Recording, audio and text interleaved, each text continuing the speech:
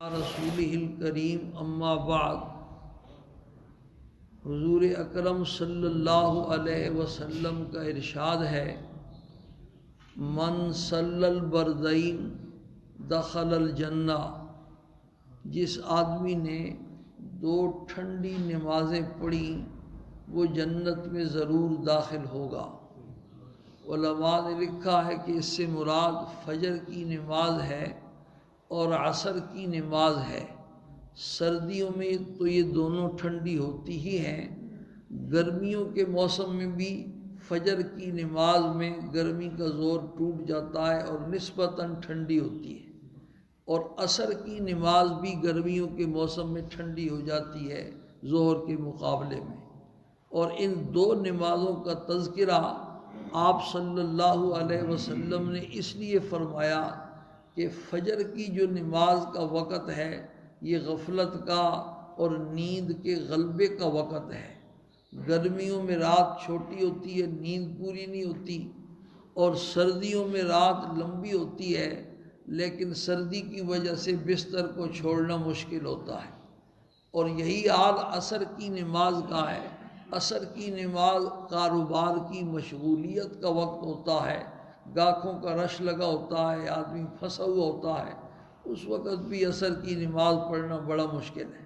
تو ان دو نمازوں کا تذکرہ فرمایا کہ جس نے یہ دو نمازیں پڑھیں وہ جنت میں داخل ہوگا، یعنی جس نے یہ دو نمازیں پڑھیں اس سے یہی امید ہے کہ وہ باقی جو آسان نمازیں ہیں وہ ضرور پڑھے گا۔ تو جس نے نماز کا اہتمام کیا وہ جنت میں ضرور داخل ہوگا۔ ہمارے یہاں یا تو نماز پڑھتے نہیں ہیں، اور عام طور پر شکایت یہ ہے کہ فجر کی نماز نہیں پڑھتے۔ مسجد عشاء کی نماز میں، مغرب میں، ظہر میں، عصر میں نمازیوں سے بھری ہوئی ہوتی ہے، اور سروے کر لیں ساری مساجد کا، فجر کی نماز میں صف بھی پوری نہیں ہوتی۔ ایک غیر مسلم کا قول ہے کہ جب مسلمان ابھی تک سوئے ہوئے ان کو اپنے حال پر چھوڑ دو، ان کے جاگنے کا وقت وہ ہوگا جس دن ان کی فجر کی نماز نمازیوں سے اس طرح آباد ہوگی جیسے جمعے والے دن نمازیوں سے آباد ہوتی ہے۔ تو بھائی جیسے جمعہ فرض ہے اسی طریقے سے فجر کی نماز بھی فرض ہے۔ بالکل اس نے سچ کہا کہ جمعے والے دن کہاں سے آ جاتے ہیں، جیسے رمضان میں آ جاتے ہیں۔ جمعے والے دن نماز میں جگہ نہیں ملتی، مسجد اوپر نیچے سے فل ہو جاتی ہے ساری مسجدیں، اور فجر کی نماز جو ہے نا نمازیوں سے خالی ہوتی ہے۔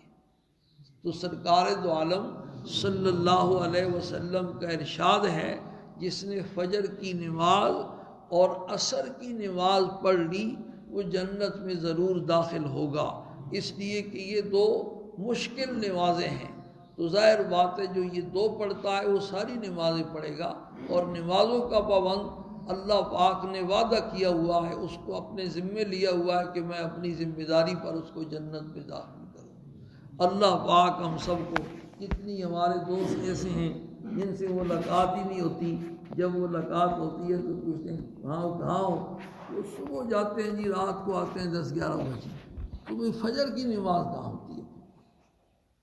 کوئی ایسا دفتر نہیں جو فجر سے پہلے کھل جاتا ہو۔ الحمد